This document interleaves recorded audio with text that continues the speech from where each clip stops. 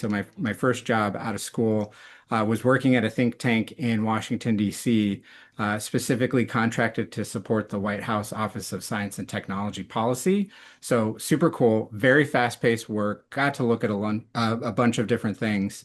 But what stuck with me in the couple of years that I had spent working at that think tank, it was really not the policy stuff, it was the community side of things. So I was seeing how all of these different affinity groups and coalitions were coming together, working on public-private partnerships, figuring out how to advocate for all of the various issues. And I realized that the real magic was happening within those spaces, in those communities. So when I had learned there was an opening at my home society that I'd been a longtime member of, TMS, the Minerals, Metals, and Materials Society, I jumped at the chance to join their staff. Realized it was a great sweet spot. I thought I knew it all. As you can imagine, when a member comes in, it's like this is how it should be. And in kind of the early naive days, it was great because you're sort of you're the in-house expert on a lot of different things. Staff can come to you and test ideas out. We were actually pretty unique. We had a couple of folks, it wasn't just me, we had, two or three of us that had material science backgrounds, two of us all the way up to PhD. And so it was kind of cool being that like in-house survey group, so to speak. But oh man, did I not know really how associations worked? It's when you respect what the other side's bringing to the table and you keep pushing and learning along the way that I think you're most effective. In association space, I think we're often thought of kind of being the slow innovators, but perfect examples right now with all this, the AI, whether it's generative AI or think about other tools, there's people that are soaking up so much so fast. The landscape is constantly changing. Yeah. So we are figuring out how to adapt so that we can make sure that we can still stay at the leading edge of things. So yes, it is not quite as intense as the times I could speak specifically the kind of the peak intensity for me working in Washington, D.C. I had a chance to provide some policy analysis that was being fed into the State of the Union speech, basically influencing what would be talked about. Was not in part of any of the rooms of things, but as part of the think tank we were charged with a nonpartisan objective analysis of the policy issues and information that was out there. So super cool. It was like, okay, you got 48 hours to tell us X, Y, and Z on this particular topic. And so that was an intense couple of days. Uh, Super fun, super fun. But can say I don't miss that level of intensity on a pretty common basis. I talk a lot about with my staff and just spend a lot of time thinking, how can we be more effective? And it's clarity of roles and really being empowered to do the job that you do well. Hmm. So I think that's a classic example of one of those times where, all right, these two people knew where they operated best, and maybe at times, they needed somebody to fill in the other space, but they just knew at the end of the day what they were responsible for, so they could be very effective at it. So we had started doing some piloting, looking at what we could try to achieve, and just kind of boldly approached my executive director and said, "Hey, I've got this idea for a new space that we could create." And he very kindly helped carve out and provide some staff so that we could start exploring what was possible with data and analytics. With the data side, you got to figure out how stuff is integrating. You got to make sure that things are running smoothly.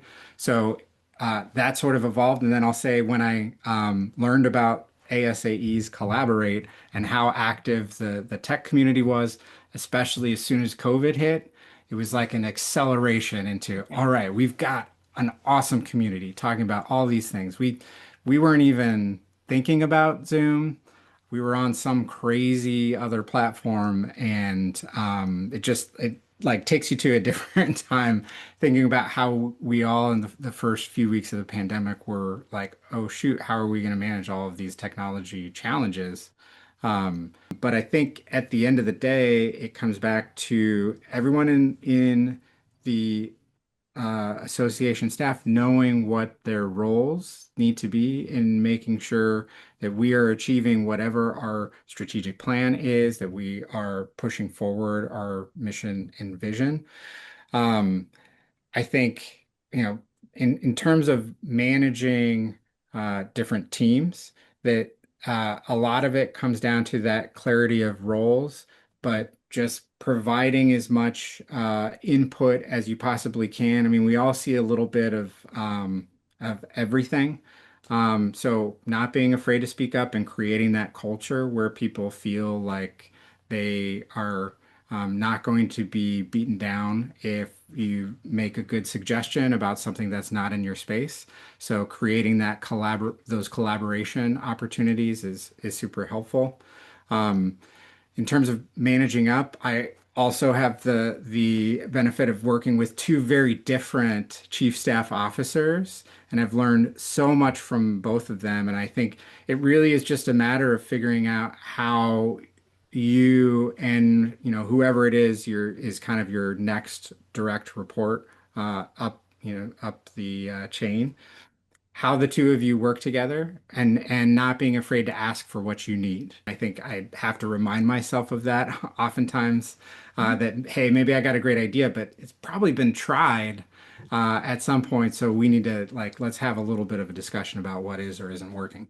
The leadership has such a great vision over Mm-hmm. across the organization. They are Yeah. seeing so many things. You may think that you know all the stuff that's happening, Yeah. but in most cases, they've been doing it a long time. They Mm-hmm. understand a lot of those places. So, kind of keeping staff on their toes by providing this swap, I love that. I think it breaks some of those expectations and gets everybody thinking a little bit more broadly. He has started utilizing the term decision quality data, which Oh, I I like love that. so much Mm. because it gives you a little bit of wiggle room, but it's pointing that, like, hey, we're not looking for 100% perfect data, which a lot of people often are Right. assuming that's what it means to be data driven, is we've got all the data that we need and now we just have to make decisions.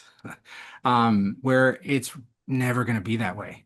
So I think striving for, hey, we've got decision quality data. What are you going to do with this? And the decision that you make today may be different because next week we've got a 10% better estimate of whatever it may be.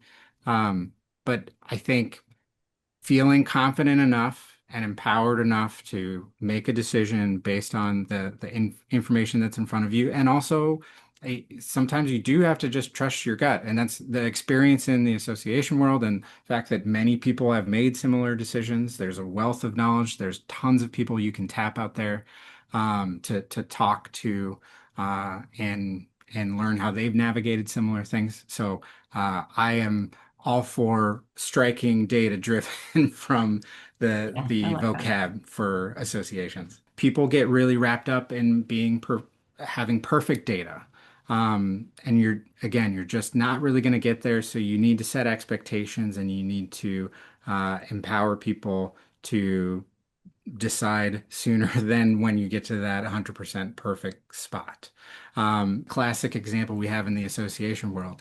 Ask one staff member, how many members do you have in your association? Now ask a different staff member, and in 9 times out of 10, I feel like you're probably going to get a different answer. And so there's just a need for us to also, be very clear about what it is we're measuring. But I think I'd say there's kind of the lesson that we've learned about data literacy at MSCI is that the people who are closest to the work usually know what questions matter most. So I am not a membership expert. I'll never have that same intuition as the folks who are talking to our members every day and are listening and understanding exactly where their pain points are. So I can sit in an analytics meeting all day long, come up with a bunch of beautiful KPIs. But it's going to miss the mark if that membership person isn't there. This concept of the last mile that I talk about a lot with data literacy. So, borrowing a term from logistics and telecommunications, where that last mile is often the hardest. And I think as data and analytics professionals, our role is to get everybody that 95% of the way there. Um, and that last bit is for the subject matter experts themselves to be able to look at different crosscuts of the data, to understand and think about how that data can be viewed differently through the lens of a member, or maybe it's an events focused dashboard. But it used to be in a lot of associations that you're basically submitting a ticket or a request for a certain type of data. But we've really tried to flip that in a way of what's just the core pieces of information that you're looking for so we can get that for you. And then it's up to you to export from Tableau or the AMS or other spaces and really think about the data in the way that you are best equipped to do. So I think that's a tall order in a lot of associations where people just aren't as familiar with how to do some of that, the basic data manipulation. So we should start there. The great news is we have these tools like ChatGPT and Claude that can talk you through. I mean, all you need to do is say, hey, what are other member-based organizations doing? What might be an interesting thing for me to look at in terms of a KPI? And see what happens and just start getting more familiar with those kinds of things. So I think it's about boosting confidence and getting people to think a little bit differently, try new things.